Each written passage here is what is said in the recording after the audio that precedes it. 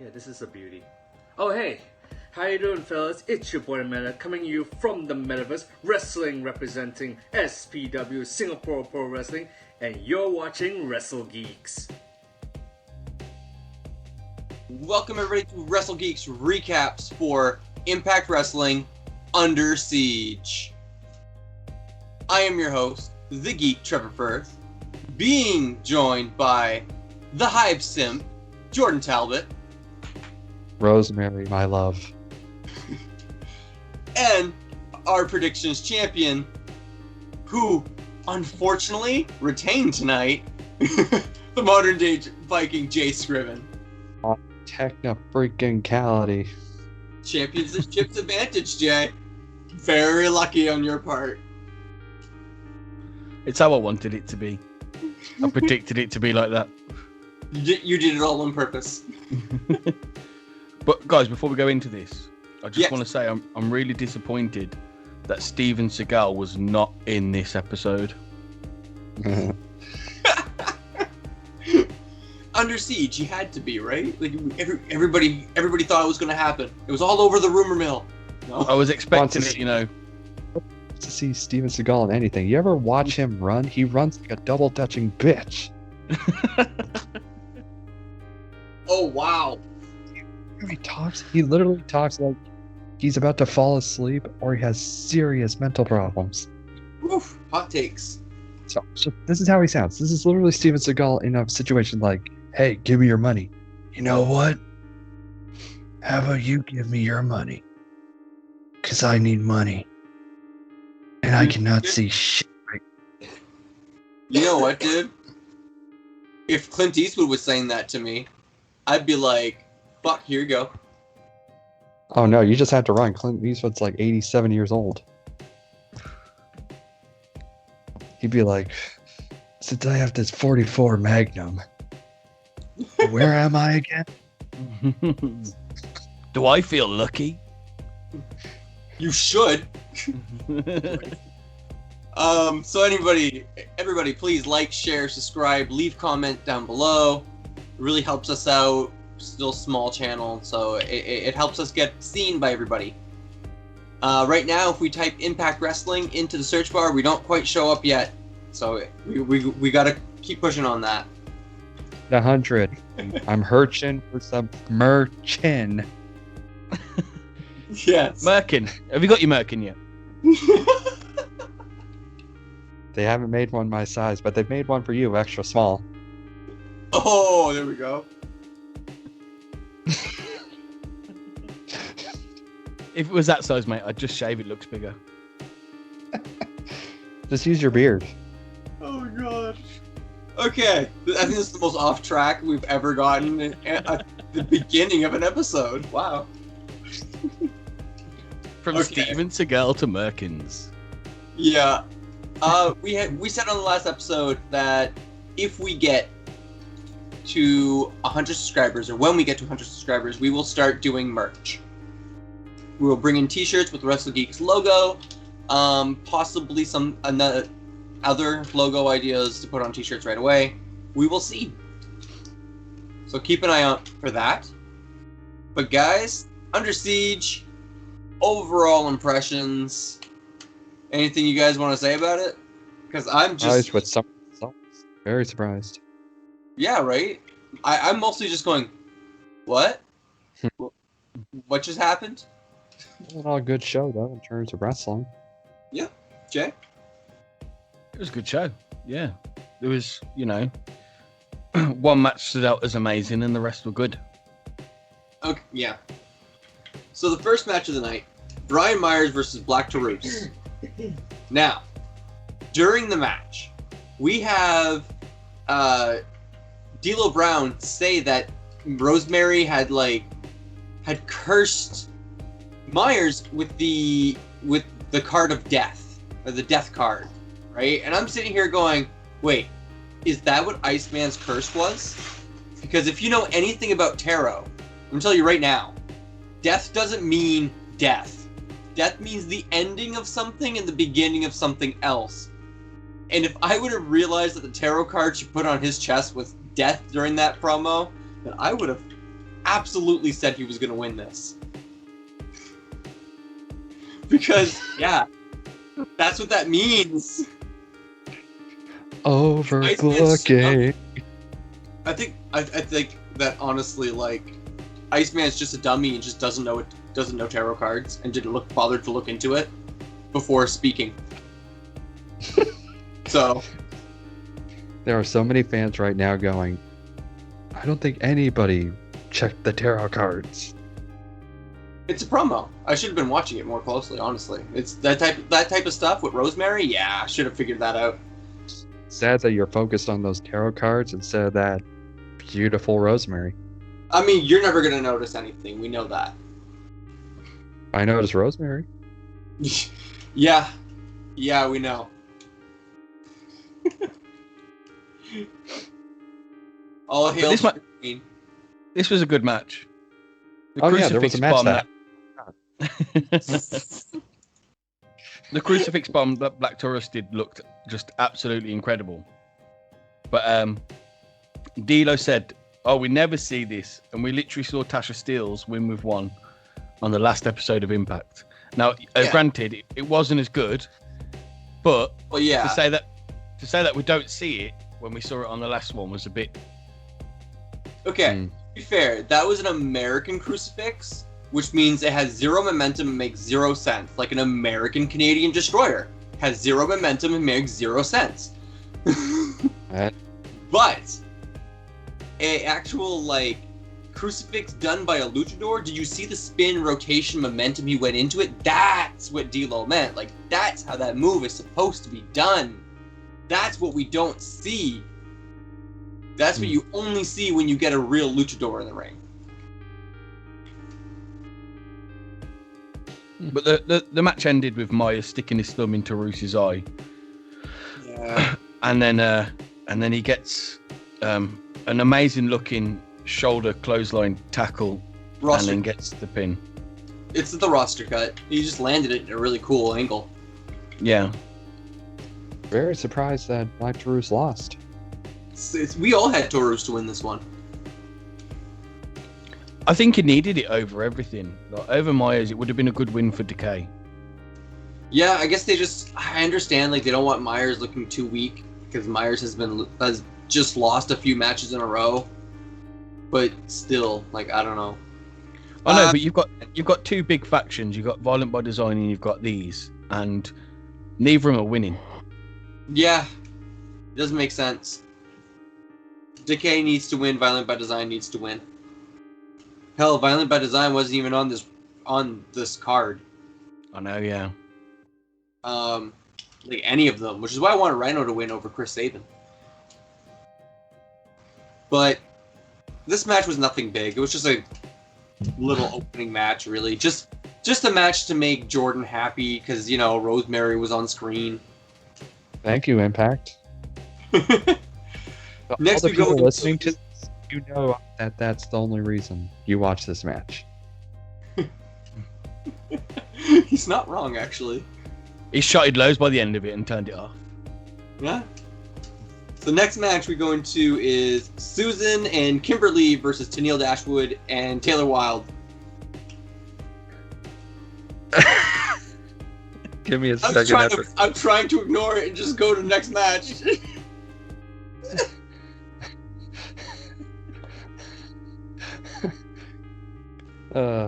Lord, what just happened? I hope you got beeps on here. We don't censor it. That's why our content doesn't show up on for kids. Yeah. I've got to say, Caleb looked like he was from Scarface. Loved it. Yeah. I was hoping he'd come out with all the white powder on his face. Yeah, that would have been awesome. I mean, he was the star of the match. Turns out. It's a nice little tag team match with Tenille and Taylor Wilde getting in some nice tag team maneuvers together. A little bit of like miscommunication here and there, or like just miscues, but you see the beginnings of a possible tag team with them. But it isn't till Caleb ends up getting a kick on Susan. kicking Susan in the head, and Taylor doesn't see it. So Taylor hits Susan with the finisher, rolls her up for the pin, all without knowing that Caleb got involved. So this is the second time in a couple of weeks that this has happened, isn't it? Yeah. See, I thought Taylor was going to catch them cheating this time, and they were going to lose because of that, and then it was going to be Taylor Wilde versus Tenille next, and not them staying as a tag team. I kind of see them going into, there was an old WCW angle they did with Sting and Lex Luger when they became tag team champions, where the whole point of their story was that Luger would always do the dirty stuff behind Sting's back for them to retain. And I actually like that they're doing that with this team, because I kind of want to see where it goes. Will Taylor, finally, warm up to Tenille? Or is Tenille going to get cocky and get caught in the act? So I'm very excited to see what they do with this. Yeah. I mean, Taylor's keeping an eye on Tenille because she expects it from Tenille. It's always Caleb that does it. That's different. Anything to add in, Jeff? There was a funny bit where Susan thought she'd won the match when I can't remember who she covered, but she was like, yes, celebrating like she won. That was quite funny. Yeah. Honestly, dude, I'm so happy that you sent Susan's entrance music for when her and Kimberly came in. I'm just like, yep, good job, Impact. I am happy. I don't care about anything else that happens in this match. I am happy.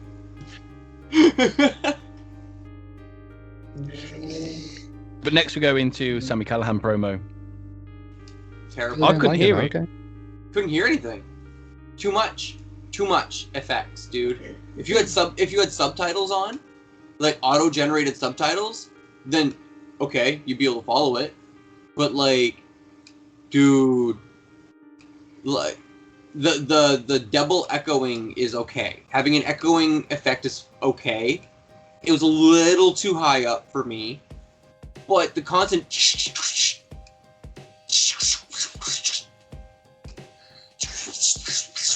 fuck off, guys. Fuck off. Let the buttons go. You can't hear anything Sami is saying because the double effect is already making it difficult, and then they throw in the static effect on top of that? No, crap. I literally didn't catch a word of it. Yeah. All I got was thumbs up, thumbs down at the end. Oh, and I got the Batman quote. Yeah, you said you got the Batman quote. I didn't hear that at all. But this isn't the first time Impact have done this. This has happened quite a few times over the last, let's say, 2 months.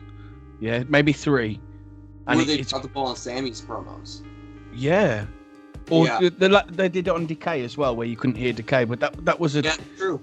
A general mistake. But this is just, it's too much for me. I literally couldn't hear anything he was saying. I was like, what? The Batman quote was, I'm not the hero that Impact wants, I'm the hero Impact needs. Which to me, because I heard that, and you could say whatever you could say, yeah, it was a little scrambled and you couldn't really hear it or anything, but I just like that quote because it really is the perfect quote for Sami. That is, I agree. That's why I'm so sad, because I want to know what the rest of the promo was. Let's face it, Sami always cuts great promos.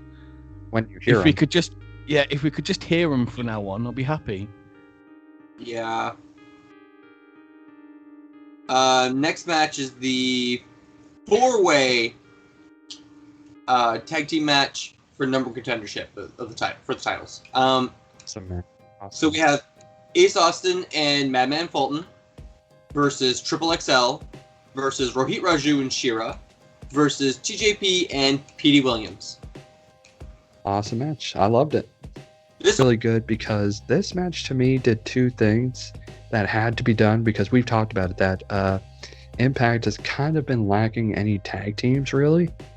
To me, at least. I don't know about you guys, but to me, it's been lacking tag teams. And this was a great way to introduce some new tag teams. Or, well, I mean, not new, but just to, show that there's a lot of tag teams. Yeah. I mean, TJP and Petey Williams, that's not going to be anything that lasts. I really don't see it happening. But at the end of the day, man, I am very, very happy with the ending of this match because the right team won. Oh, definitely. You know, Ace Austin, Madman Fulton, they need the tag team champions. Like, they need to be tag team champions as soon as possible. But I don't know. To me, just like, except for Triple XL, yeah, it feels like you've taken everyone you've had in the X division and just moved them over to the next one. Yep. Mm. Okay. Do you want to say how the match ended? Just before we continue into it? Yeah, so Madman Fulton hits Larry D with a pendulum suplex, and then Ace Austin gets the pin.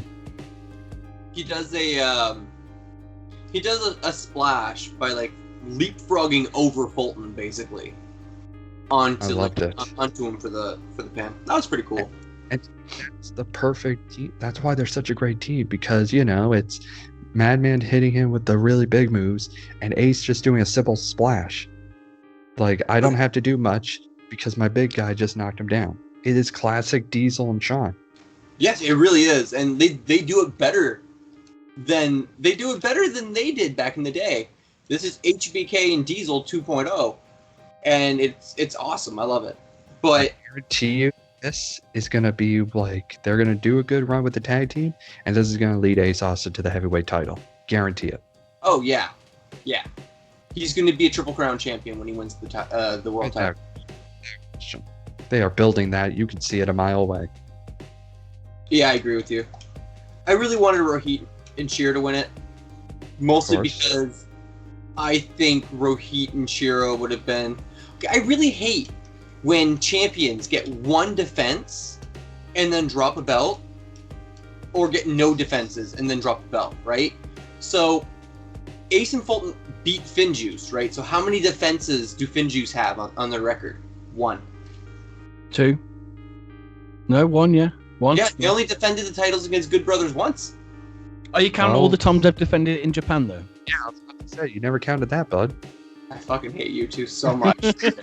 So much right now. Man, if they'd actually would have defended it in Japan, I wouldn't be saying nothing. You know it. Ladies and gentlemen, you all want to take a smoke break, because you know what happens when he talks about Finjuice in Japan. I mean, if you guys want me to go into it again, I will, but I've ranted about it so many times at this point. I'm okay with not ranting about it, but I do have a different hot take to bring up about this match. Okay. Have you guys said everything you guys want to say about the match itself? Right. Yeah.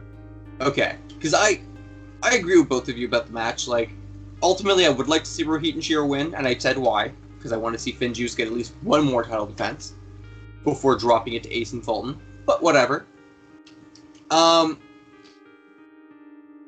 3-way tag matches, 4-way tag matches.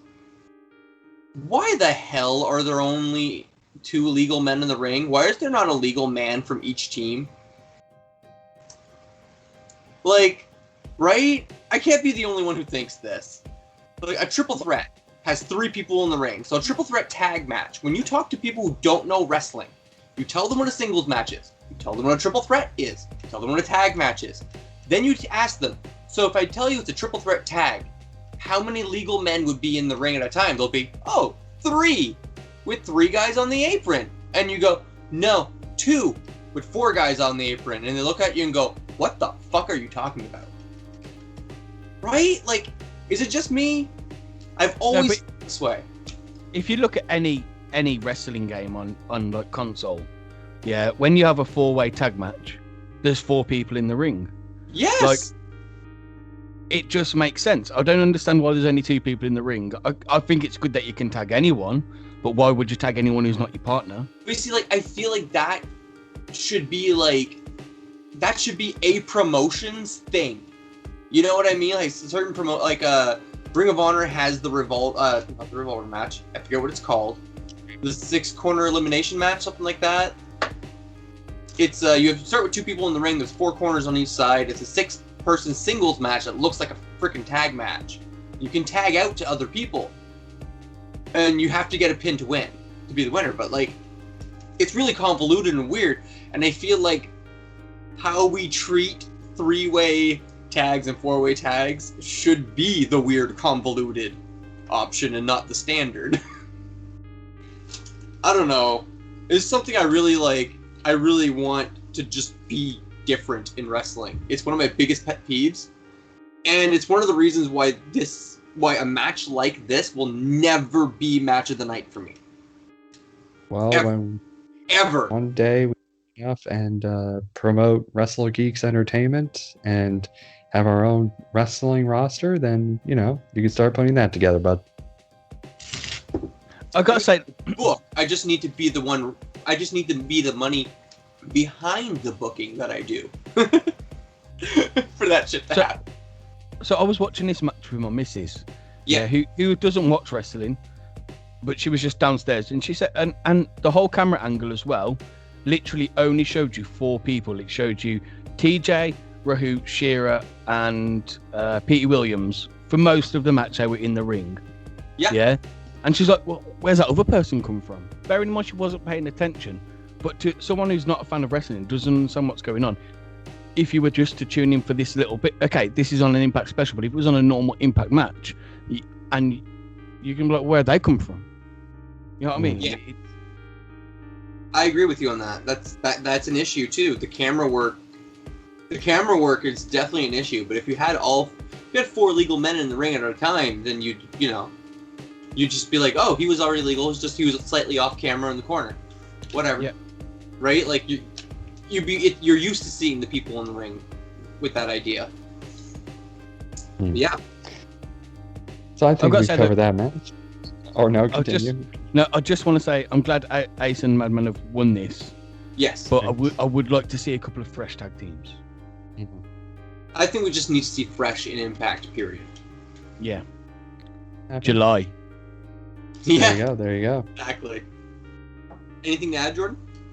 Nope. Cool. So next we're gonna go to the Fire and Flava promo, which they're just saying they're bringing the belts back.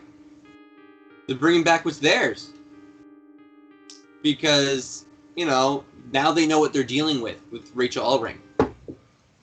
Jordan Grace has always been a non-factor, but now they know what they're dealing with Rachel Ellering, so those belts are coming home. That's all there is to it. Simple. I liked it. Yeah. Yeah, it was nice and easy. Match number 4. W. Morrissey versus Willie Mack. I mean, we all thought Morrissey was going to win it. We all knew he was going to win it, I should say. See, I had Willie Mack down. Oh, yeah, you're right. You had Willie Mack. Sorry. Qualification. Just so everybody knows. But Morrissey dominates for most of it, right? Willie Mack gets in a little bit of offense at some point.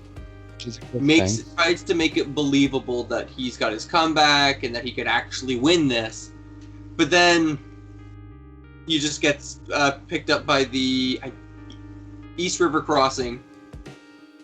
And instead of going for the pin, Morrissey just goes for this big nasty boot to the back of Willie Mack's head before pinning him. Yeah, Morrissey catches him doing the crossbody, doesn't he? And yes. See, I called it the Black Hole Slam. That's what I recognised it as. It's basically a Black Hole Slam. It's the same move. Yeah. But it was absolutely awesome. The way he caught him and just swung him around was awesome. Absolutely, man. It was a fun match for what it was. Mostly it's a squash match, in my opinion. Yeah. Did you notice when Willie Mack came out, he looked a lot more serious than he normally does? Yeah. But Willie Mack he's got it, man. He needs to be serious, he'll be serious. He needs to be this, he'll be like, it's, I don't know, man. He has this ability.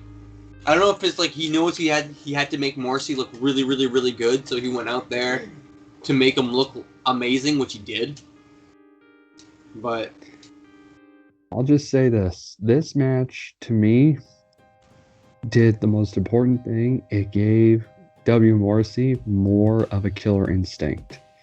Yeah. Because the boot to the back of the head, and like we all thought that finisher, the Black Hole Slam, we all thought it was over.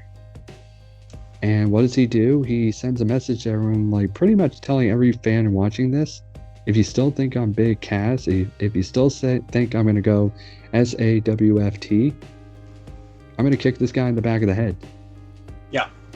And to me, that's sending a message to everyone that this guy is not big Cass. This is W. Morrissey. And I'm so proud that this is what he is, because I've seen people online, and you know what? They have a right to say this. They miss him and Enzo. And I will admit, they were entertaining. They were very entertaining. But you can't tell me that he is more interesting without Enzo. I mean, I found he's more interesting without him, personally. That's what I mean. Like, now, without Enzo, he is 10 times more interesting. He's not this big guy with a little guy doing all these funny stuff. He's a guy that's pretty much saying, hey, I'm going to fuck you up. He's got a lot to say. Turns out he's got a lot to say, and what he's got to say is pretty badass so far, so I'm liking it. After the match, Morrissey goes to grab a chair and beat down on Willie Mack with it, and who do we get that makes the save, Jay? Rich Swann returns making the save. Honestly, I didn't expect it. No, as soon as Morrissey went for the chair, I was like, Swann!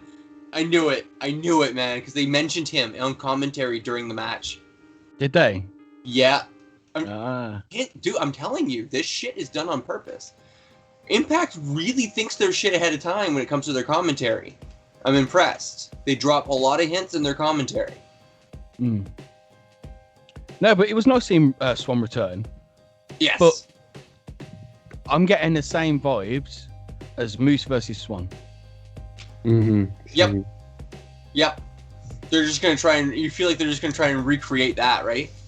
Yeah. What I'm sort of getting from this vibe, though, I'm getting the vibe that they're going to try to rebuild, like, you know, this storyline will be Rich Swann trying to get his confidence back, so he's going after the biggest guy to, you know, prove himself again. That's what I'm getting from it. Maybe he'll be Morrissey's first loss, and then we see how Morrissey feels with losing. Could be. You can't have Morrissey lose. Like, I think he's just got to steamroll through Swann. I feel like he has to. Try to get some big wins so that when he challenges for, like, a championship or something, it'll be a big deal. True. Do you want to take us into the next match, dude? Because I feel like that's... Yeah, so next we get the Knockout Tag Team Championship match. Jordan Grace and Rachel Ellering versus Fire and Flavor. Yeah. So, I'm super happy about the outcome of this match. But... Very surprised. But, at the same time, I'm like, but Impact, you're doing that booking thing I hate. Yeah, why take it off? Okay, so obviously Tasha lands a frog splash for the win on Jordan Grace. Yeah. Why take the tag team titles off them in the first place? They were such a good tag team. Yeah. And then to have Rachel win it on her first night, to lose tonight is just... It made no sense to me. I agree. It made no sense whatsoever, booking-wise, because, like, 0 title defenses? That's always lame. And Jordan Grace. Okay. What's the last title Jordan Grace held? Knockouts title. Okay. Who'd she drop it to? Deanna? Who'd she take it from? Hogan. Deanna. Ah. Deanna was the Knockouts champion, kicking ass, lost to Jordan Grace, and then Jordan Grace lost the belt back to Deanna. So now Jordan Grace has now, with Rachel Ellering, won the Knockouts tag team titles from Fire and Flava to instantly lose them right back to Fire and Flava. So why is Jordan Grace the Sasha Banks of Impact? I'm going to say this. First of all, the match was great. I think, it was a great tag team match. Yes. All 4 women, unbelievable athletes. and I would love to see Kira and Tasha one day get a run at the singles Impact title. Absolutely. Because I think they could do really well. Rachel Ellering, she's getting better and better with each performance. Jordan Grace is still my second favorite Impact or knockout in the Impact division. So for you guys, I see what you're saying about how you feel about them, losing a title like this. Yeah. I'm not criticizing the performers. I'm criticizing the company's decision. Okay. Yeah, I get you. They should have someone like you booking, shouldn't they, Trevor? Thank you, man. That's really sweet. Yeah, maybe win more than 3 matches. Hey, if they'd go with my storyline ideas, I'd have all of it right, wouldn't I? Yeah. But you still didn't In win. all fairness, anyway, I just want to say this. If you start booking Impact Wrestling, I'm definitely dropping out of the predictions, just to let you know. Because you've got an unfair advantage. Just going to put that out there, mate.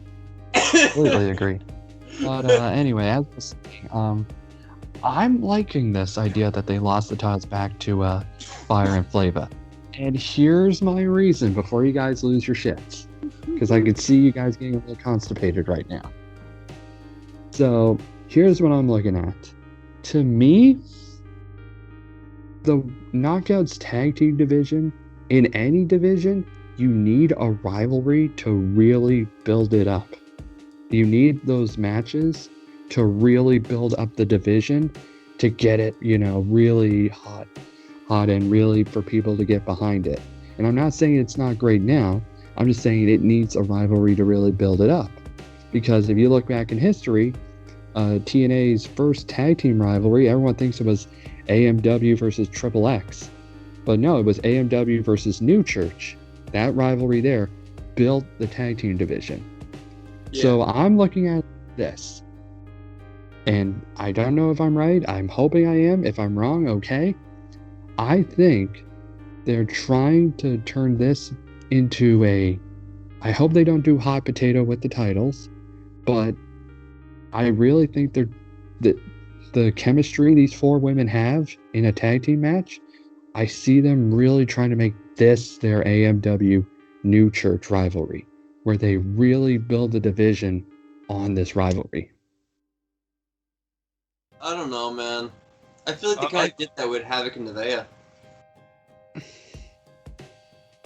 I agree. Havoc and Nevaeh would have made a better one for it, but I just think if so they've just dropped the titles back to Fire and Flava.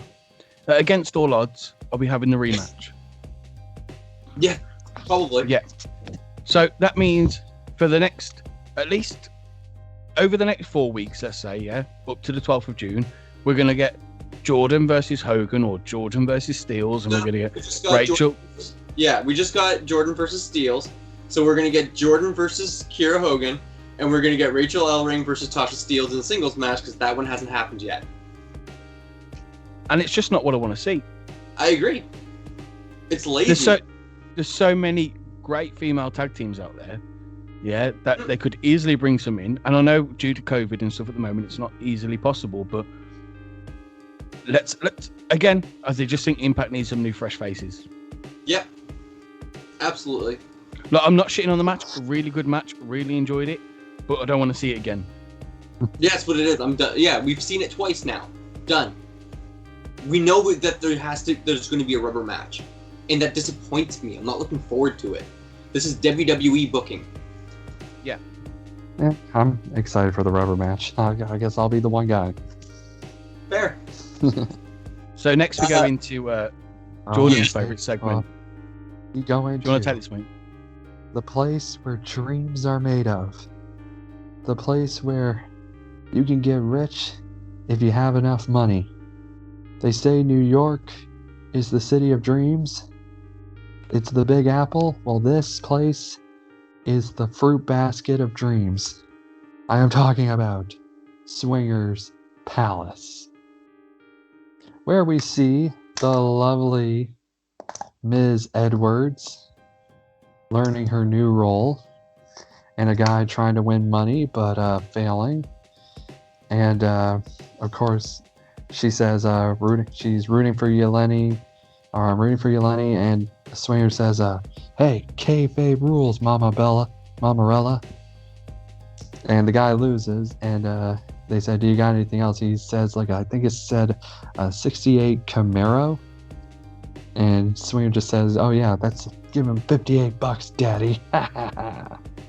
Then we get Triple XL come in, and, they're sour for losing. And this is when the whole Swinger Palace thing really takes off, because they make fun of Johnny Swinger. It's like, how would you know anything about tag team wrestling, since it was Simon Diamond who, made you great, which is awesome. Simon Diamond, one of the most underrated wrestlers ever. Awesome to hear a shout out for him. Johnny says something where, hey, you just 84'd yourself, daddy. And I do not know what that means, if someone could explain that one. So, an 84, I think he meant an 86, or I think it is, where it just means like you're where basically I know at work when we're 86 something, we've got no stock left of it. So. Oh, okay, there we go. I think that's what he meant, but I can't be sure. But the two lines that were Mafia. Mafia. Oh, okay. 86 them. Oh, okay. Take them out. Okay, there we go. Leave them with the fishes. But the two lines are the greatest thing ever. Is while XXL is just shouting at them, Larry's shouting at Johnny. Someone finally says the best thing. She says, "Hey, you shot Bravo, Larry." And there's an awkward silence. And but I wish, you see, this is why I wish AC Romero would have been like, "Hey, Taya did that, and now she's paying for it." She's in jail. But the great thing is, Swinger gets Hernandaddy, and like I said, this whole segment is making me love Hernandez. Never thought I'd say that. He says, "All right, Hernandaddy, get these two guys out of here. See you later, natural disasters." Yeah, that was good. It was like, oh my God, Swinger. I love how. Sorry, I kind of just wish Swinger referred to every tag team as like a old tag team from back in the day that kind of makes him think of them. But yeah, Jay. I love how Impact Wrestling aren't afraid to go back to, things they've done, like mentioning Simon Diamond, doing the Steiner Maths. Yeah. It's really good. It gives you that nostalgia feeling, doesn't it? Nostalgia feeling. Well, I mean, okay, self-deprecating humor is extremely popular in our current day culture. Yeah. And they're very, very good at making fun of their own past. Well, you have to be. Their past is, let's just say, it's kind of horrible. There's entire YouTube channels that used to be dedicated to just, the stupidity that was TNA at times. The stupidity that was Vince Russo and Jim Cornette. And Hulk Hogan. Oh, yeah. And Eric Bischoff. And Rick Fuck all four of them. Fuck all four of them for ruining TNA. And Dixie Carter. Fuck her the most. Yeah. It's kind of weird. Jeff Jarrett did the best he could, man. Yeah. Jeff Jarrett did good for the most part. He did the best he could for this company.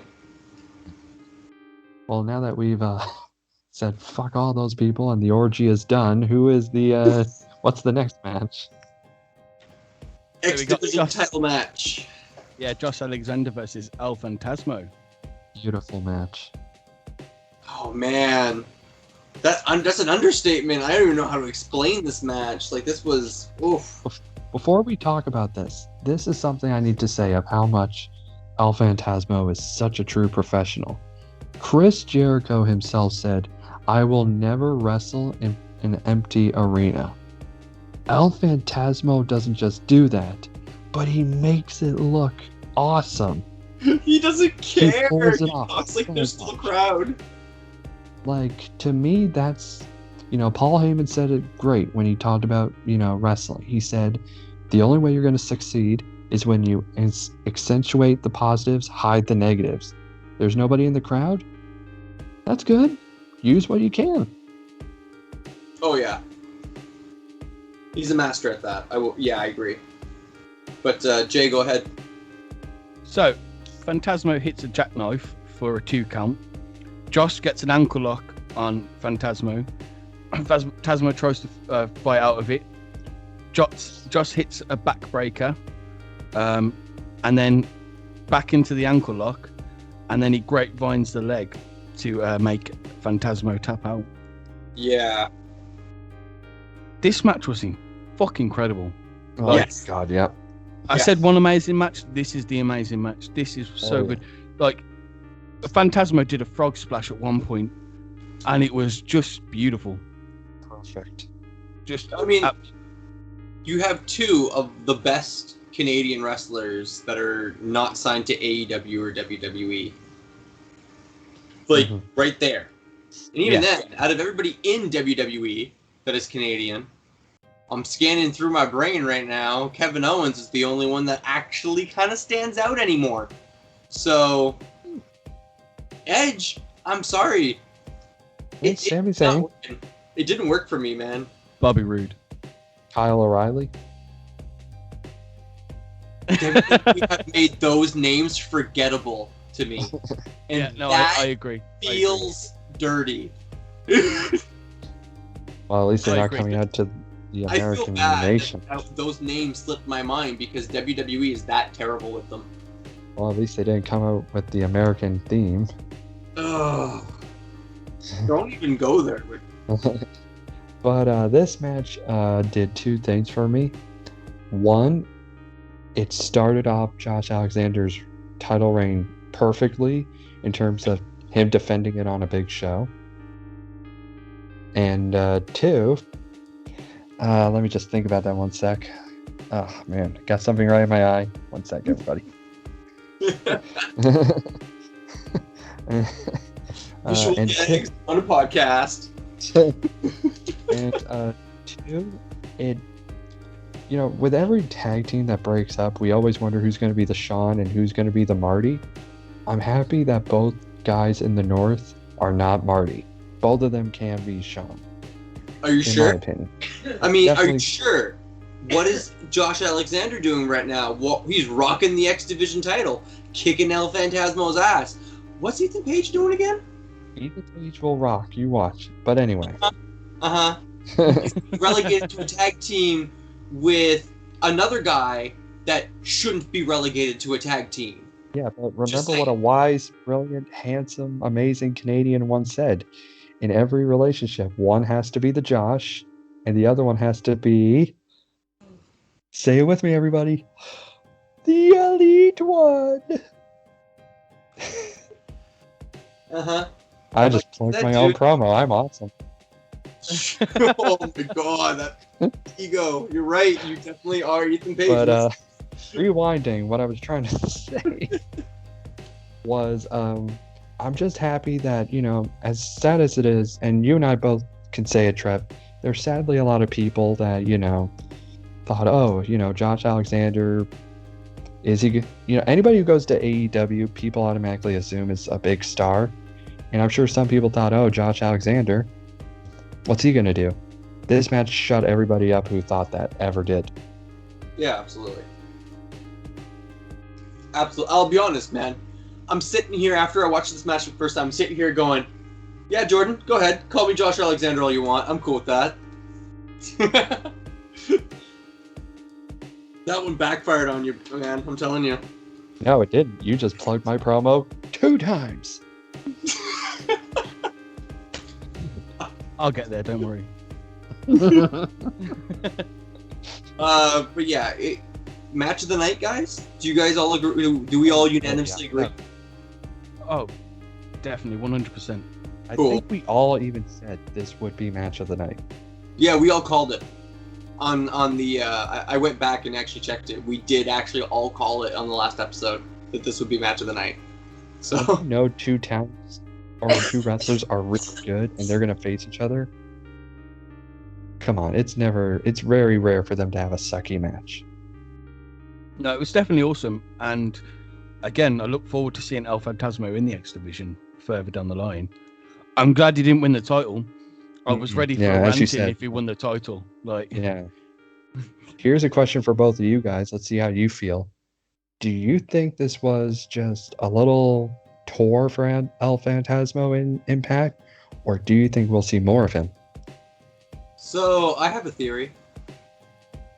I think this was supposed to be Sammy Guevara's storyline. It got repackaged for El Phantasmo. I completely agree. If Phantasmo stays, then I feel like that has less credibility. But I mean, Josh was supposed. Who was having a title match the same night Sammy was supposed to walk in for his debut? Josh versus TJP for the title, and Josh ended up losing that night, and we were all wondering why. I think we found out why. That's my theory on this match. On this whole storyline. I think this was supposed to be Sammy Guevara's, so they pushed off Josh winning the title. So they pushed off all of it to use it with El Phantasmo. I'll just say this. Well, too bad. I'm sorry to Sammy Guevara. You're a great talent, but if I had to choose between you and El Phantasmo, it's an easy decision. Yeah, no, Phantasmo versus Josh, hands down. I'd see that again over seeing Josh versus Guevara for the first time. I'll be honest. I don't think he could have put on a good match as Phantasmo did. No. I'm not saying he's not a good talent. I'm just saying that match was talent.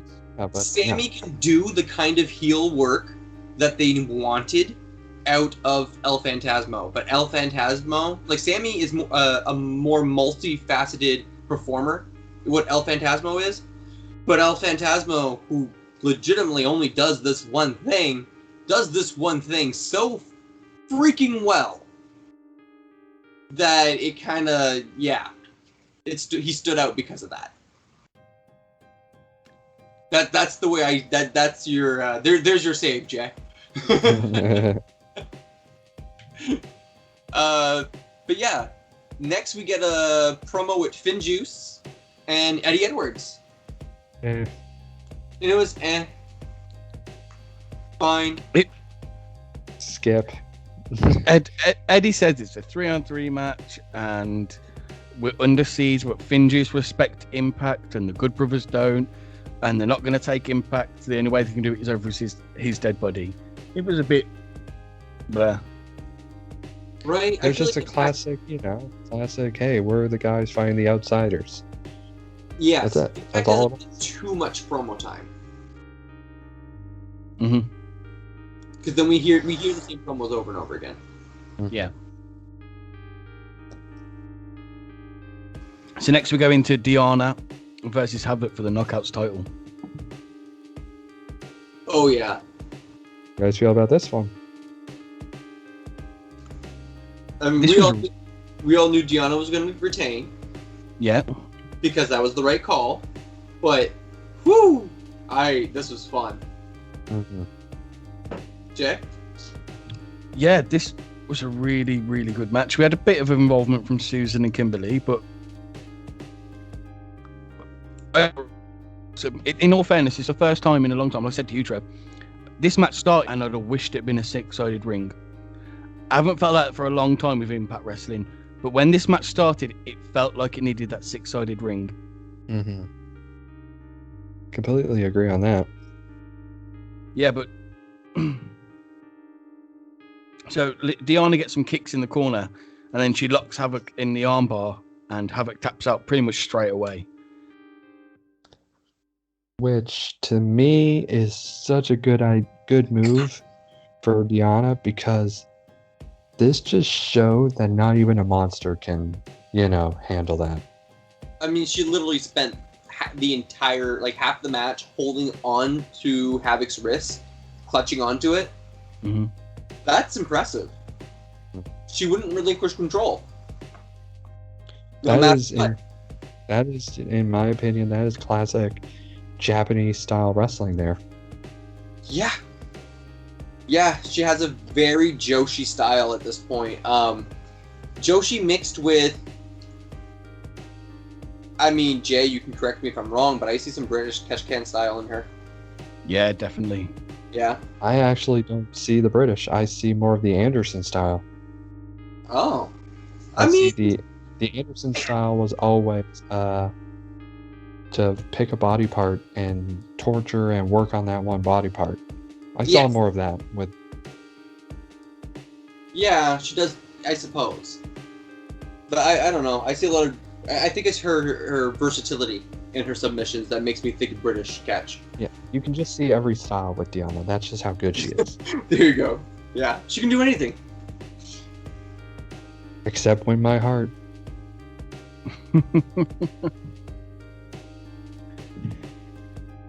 I have to say no, sir, to the virtuosa.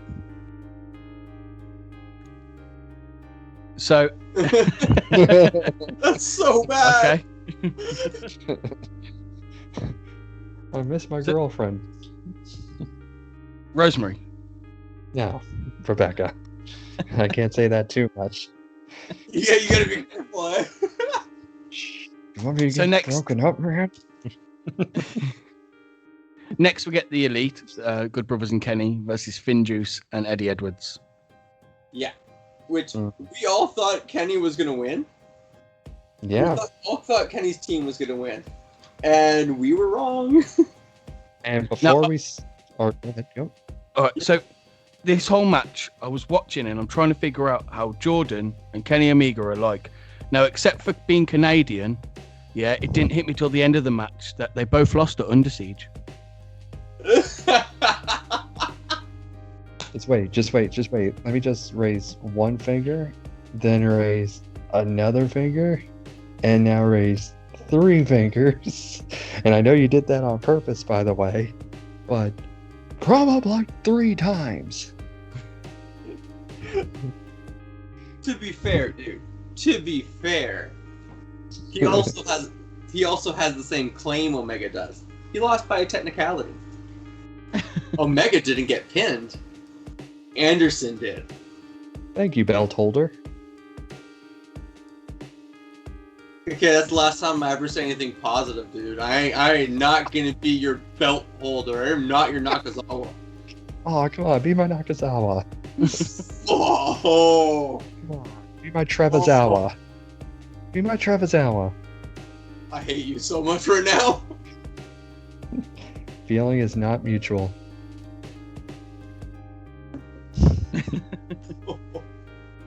So, But Anderson gets a stunner. Yeah. Juice hits the Unprettier, and then Eddie hits his Boston Knee Party and gets the pin on Anderson. Trev, you're a fan of Juice. What's his finisher called? I know it's not Unprettier. Or is it? He uses the same name as Christian. He calls it a kill switch. Oh, okay. I thought it was Kill something else for some reason. Yeah, he doesn't have his own name for it, as far as I know. He just calls it the Oh, kill switch. I thought it was. Strongly remember watching a clip from New Japan and hearing the Japanese commentator go, "Kill switch!" Oh! It was really fucking awesome. Oh, Japanese commentary is the best. It really is. I wish I understood it. I really do. I have to watch the English commentary from New Japan. As much as we were all wrong, I think the right guy got the pin. Because this is good for Eddie, because this is this gives him a strong claim to be the hero for Impact. Yeah, but that's an issue for me. Automatically. That's instantly. Well, I mean, an like a issue. slow build, not like throw him automatically in. Well, I know, but it throws all of Moose's credibility straight down the shitter. Trevizawa, give me back those belts. I'm just saying, What belt? What belt have you got? he doesn't have any belts. He's just calling me a belt holder because he's an asshole. Oh wait, I forgot. You're not for me. You're for Jay. Jay, as a former champion talking to a current champion, I let you have the non-champion as your belt holder. Just to let you know, former champions don't count. Oh, Love it. Yeah, no, the tag team match was fun. It was long.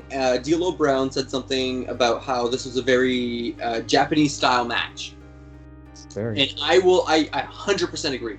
this felt like I was watching a New Japan match. And having Eddie Edwards in there with him and his Pro Wrestling Noah makes like his background and experience with Pro Wrestling Noah. Yeah. This was awesome. I had a lot of fun. Don't know. Eddie Edwards in Pro Wrestling Noah is unbelievable how big he is over there.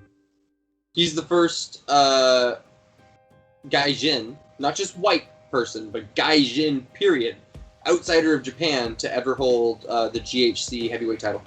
And that is a fucking huge honor. It's incredible. He's said it multiple times. It's one of the greatest highlights of his entire career, and probably always will be. My only problem with this match is Anderson took a pin again. Yeah. Right? I agree. I feel like Gallows should have taken it at this point. Mm-hmm. Can you see?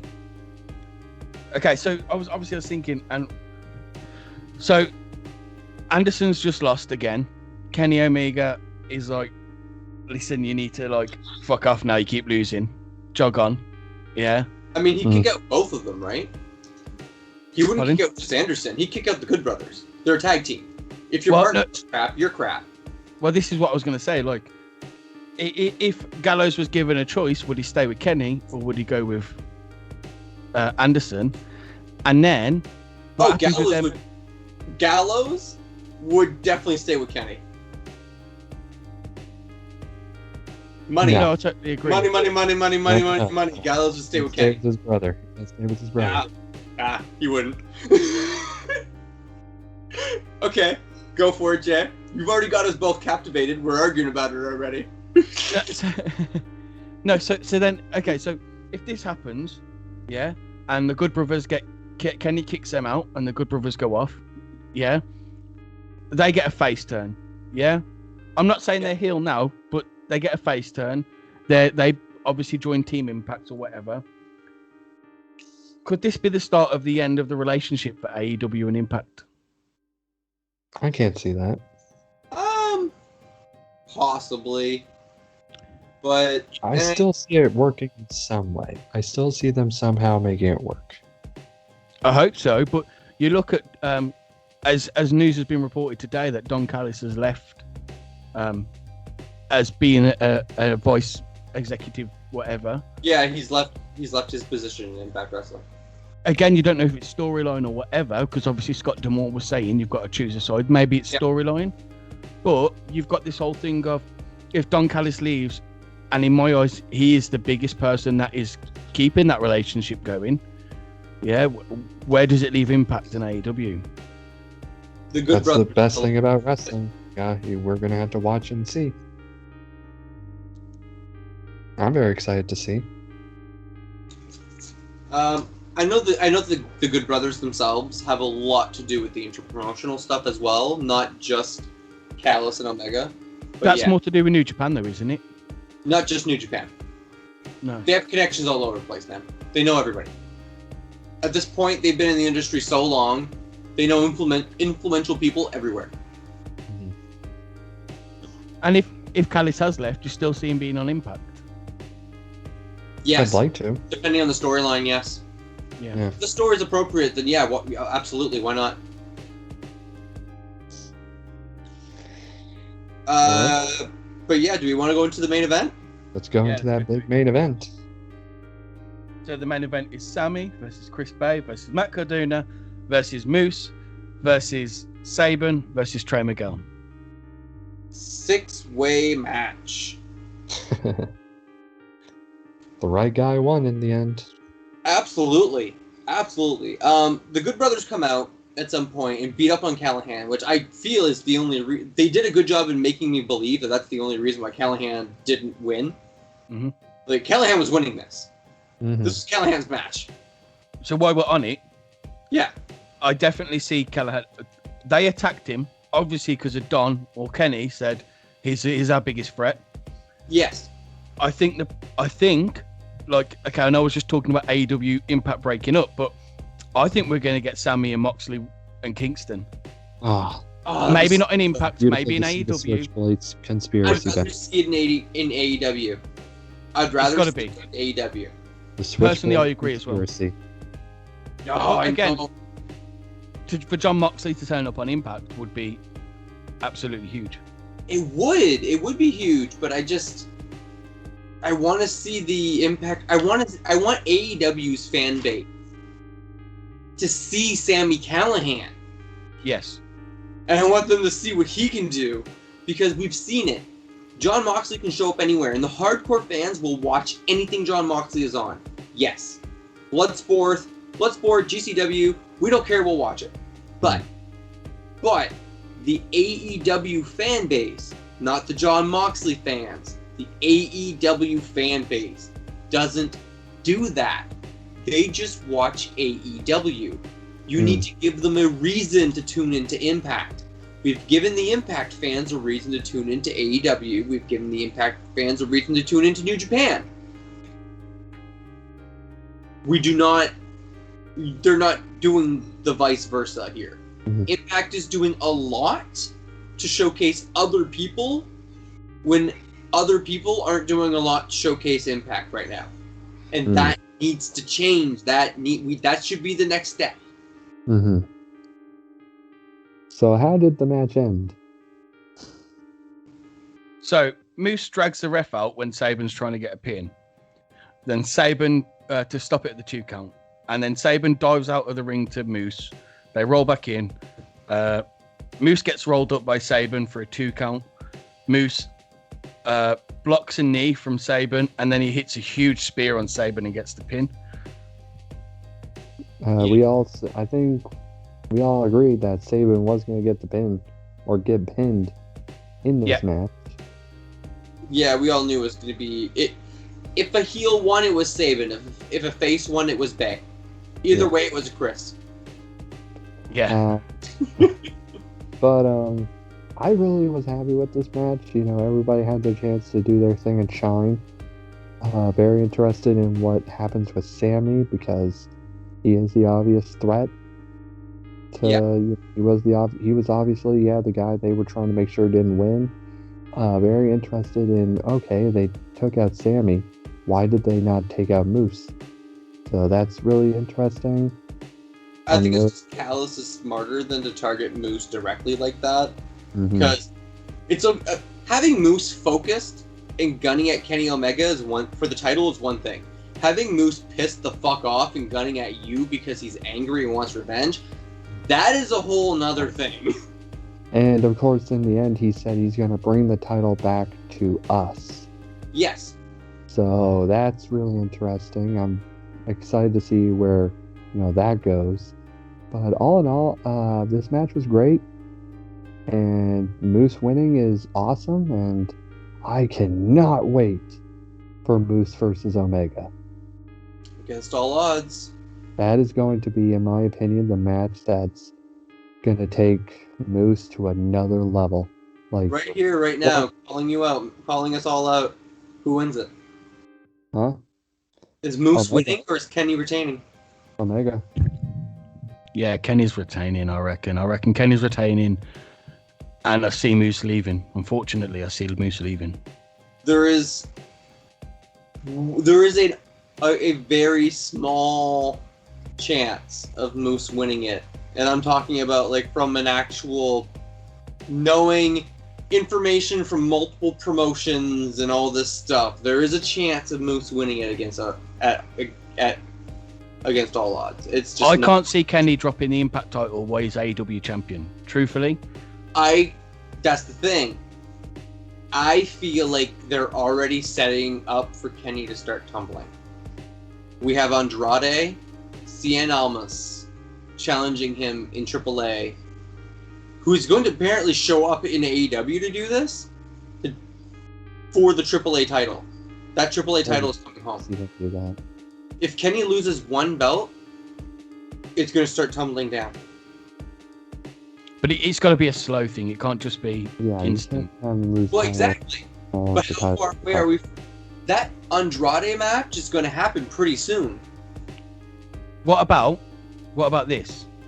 Moose loses, yeah. And then Eddie? No. So then what you get next is you get Cody Rhodes challenge Kenny Omega for the world title. Now, Cody Rhodes can't challenge for the AEW world title, but he can challenge for the Impact world title. Yeah, you're right. That's genius. I love it. That could be good. That could be good. I'd like that. I don't know how Impact would feel about that, but I'd like that. As much as I love talking about Kenny Omega, since me and him are pretty much the same person. Yeah, losers. Whatever. You're not a loser, Jordan. I love you, really. I know you, buddy. I just wish you and... It's all banter. Yeah. I think it's mostly because we both have beautiful flowing hair. But anyway. I was actually going to say that. But for me, the most important thing about Kenny Omega versus Moose is Moose's match with Austin Aries was the match that put Moose on the map, in my opinion.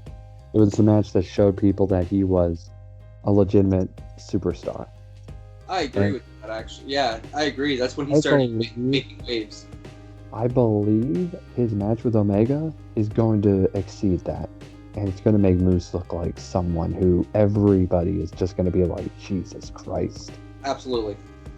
Because Moose needs that. Moose is a star that people should be talking about when they talk about wrestling.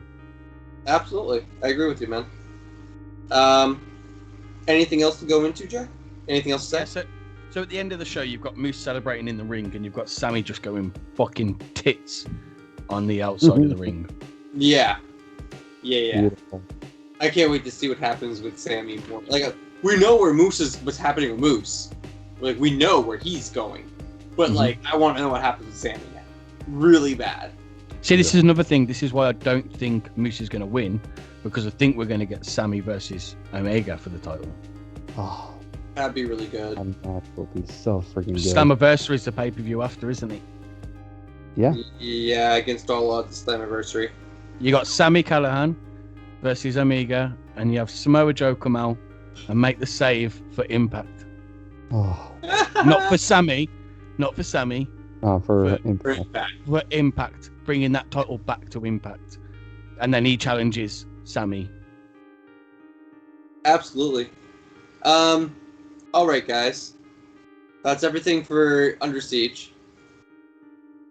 It was overall pretty good.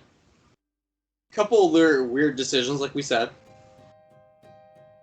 But now, we're going to go to our top threes for the week. This one's going to be hard for... I figured this one's going to be hard for some of you guys. For some of you. I'm not sure if both of you are going to have a hard time with this one. But top three Japanese-born wrestlers. Oh, easy.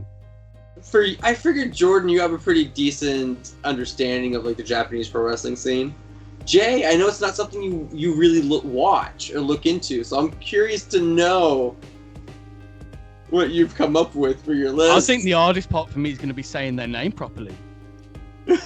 All right, well, I'll start off first, and I'm going to try to use people that, are either legendary or very underrated. I'm not going to use like current top Japanese stars because, that's just too easy.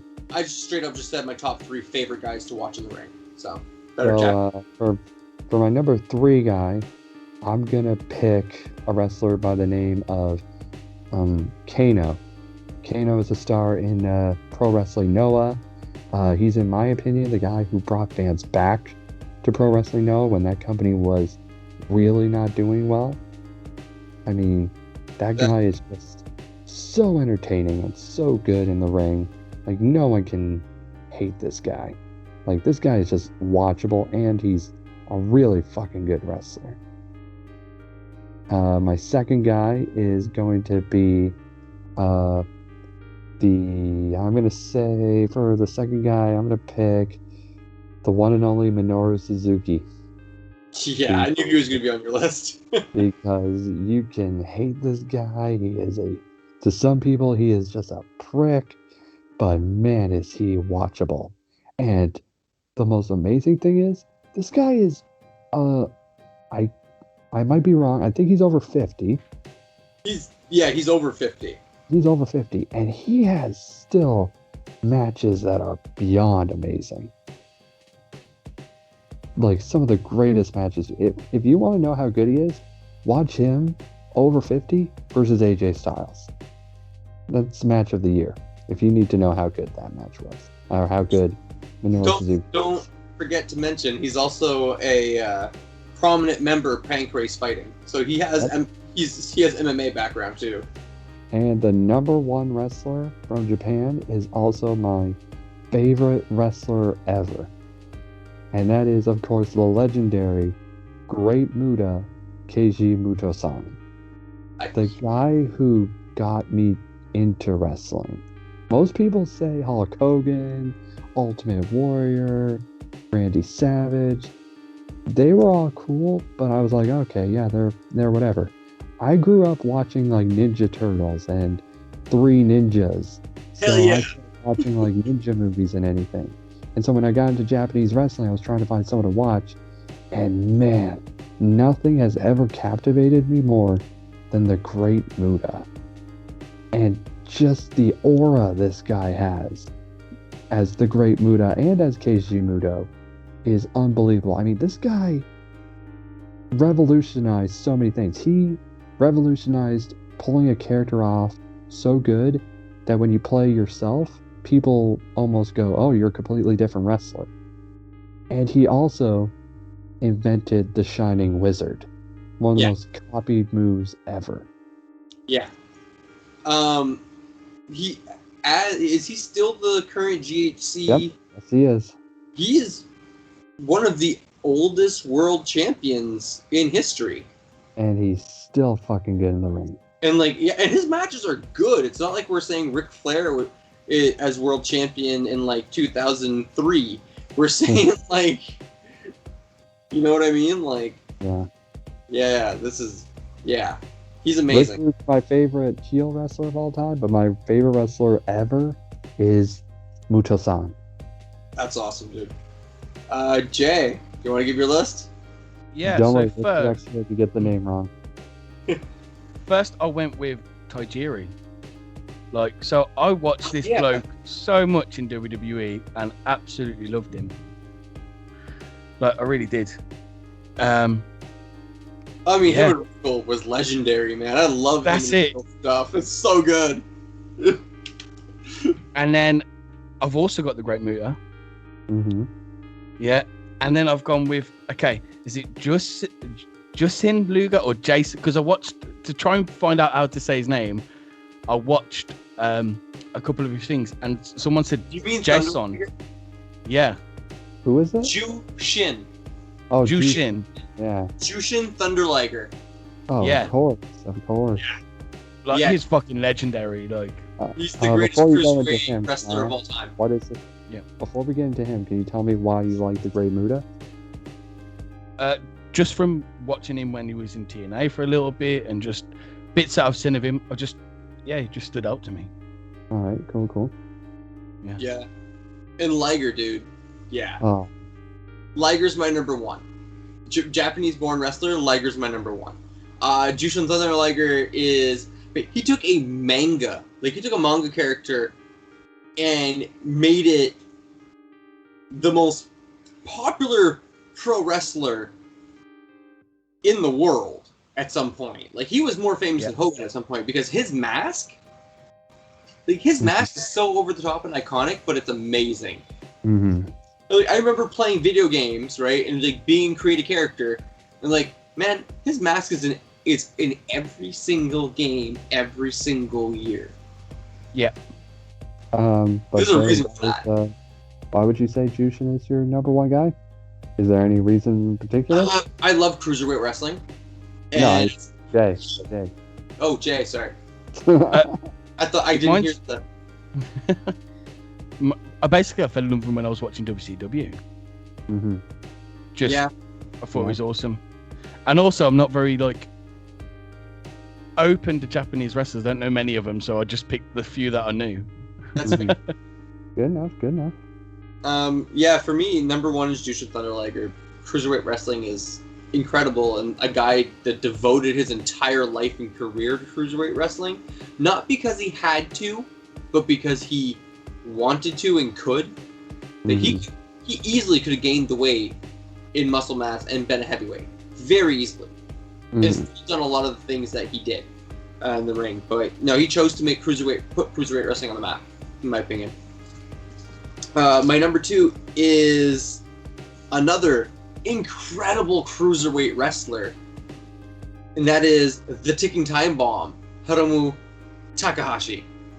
Hiromu Takahashi is a member of LIJ, Los Ingobernables de Capón. I love LIJ. I don't think they have a single weak member. I think all of their members are strong. Evil's an asshole for betraying them. Yep. So that's his name that day. Yeah. Takahashi, like, Hiromu has this inane ability to just do, like, these over-the-top, death-defying moves that are just so unique. It's crazy. The guy is, unfortunately, out on injury every, like, year. Mm-hmm. At this point, the man has been, like, out on injury more than he's been in the ring. And that is really scary. His neck is getting terrifying because Japan does terrifying neck spots. But, oh man, his match library is going to be one I'm going to watch for years. I hope to God someone's taking care of his cat. Oh, right? Oh, I really hope that. He has a stuffed, I know Jay's looking at me like, what? He has a stuffed cat that, is just, he treats it like a real thing. But, it was funny, the Young Bucks at one point did a Meltzer driver on it. And the great thing was, it was in England, and the crowd was like so heartbroken for Hiromu, and they started all chanting, "Say you're sorry." Yeah. Oh no! Whenever anybody goes after the cat, Hiromu sells it like it's the end of the fucking world. Like, you do a move to his cat, and he's on his knees, crying and screaming there. Like, that's why English crowds are the best crowds in the world. I have no problem saying that. British crowds are amazing, dude. The best chance in the world. It's definitely our chance. We have chance for fucking everything. You have chance for everything. You really. We have do. chance for politicians and shit. Like, honestly. I still don't understand if you hate Zach Gibbs and take your shoes off. Say that again. Do not get that one at all. If you hate Zach Gibson, take your shoes off. Yeah. It doesn't need to make sense. It doesn't. It's awesome. Anyway, so, as you say, it doesn't need to make sense. That segues me into my third. The wrestler who makes the least sense of the entire world, Toru Yano. Oh, yeah. Saki thief himself. Yano is... Oh my god, dude. Yano is the most legendary comedy wrestler I can think of. People talk about comedy wrestling, I'm like, Yano. The man taped his wrist, the man had his hands taped together around a ring post.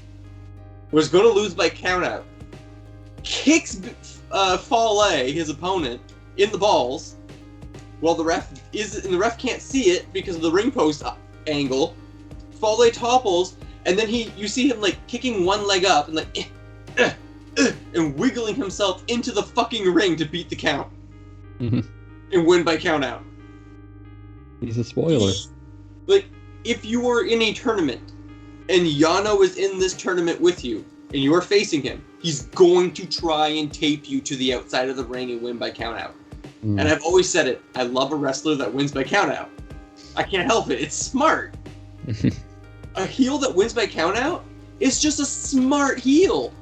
And Yano wins by countout all the time. He did have a segment that I thought was so fucking funny, was him and Colt Cabana, they did a tape exchange. Yes! And Colt, and I think Toro threw Colt's tape, but then Colt gave someone Toro's tape, and Toro went over to get the DVD, and he was screaming, and he starts shouting, $40, $40. And the guy actually paid him $40, and Toro takes the money and puts it right in his pants. Yes. Another great thing about Toro Yano just is got some money. The bell rings. You're both in the ring. The bell rings, right? And then instantly, Yano instead of going to fight you, just for a lockup, he just turns around and starts taking off the turnbuckle pad. Instantly. First thing he does in almost every single match. And he'll use because it's a giant turnbuckle pad that covers like all three as one, right? So he uses it like a friggin' bat and tries to hit people with it. I love him. He's just ridiculous, over the top. He's just one of the funnest guys to watch. Mhm. That's why I love Yano. He's always a good time. Always a good time. Plus, he looks like a frog. Yeah, he's cool. He's got that like anime aspect to him where he looks like a frog. It makes him funnier. But anyway, guys, that was everything for Under Siege. That was our top 3 Japanese-born pro wrestlers. Please like, share, subscribe. Leave comments down below with your top 3s, what you want to see from us next. So, anything else to add, guys? Peace Nope. out. Have a good one. Or else.